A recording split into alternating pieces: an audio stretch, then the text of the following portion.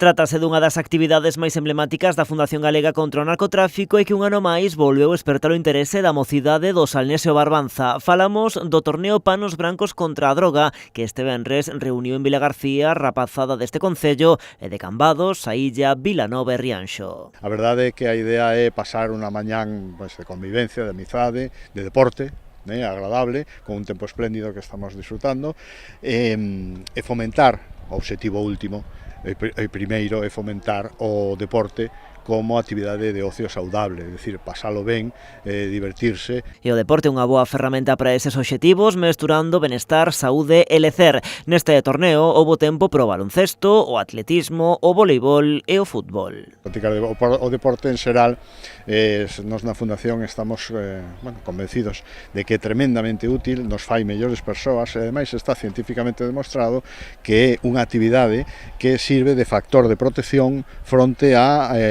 adiccións, consumos abusivos, etc.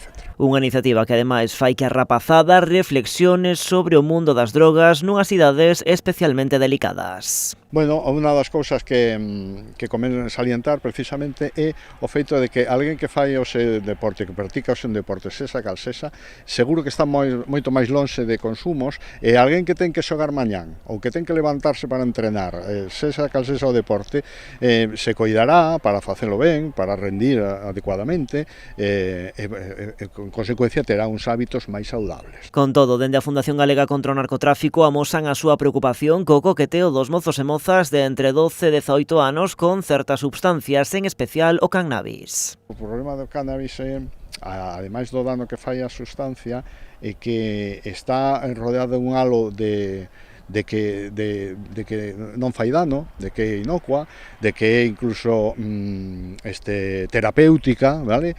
Cando nada máis lonxe da realidade, non? E alertan da desinformación e bulos sobre cuestións terapéuticas vencelladas a esta droga.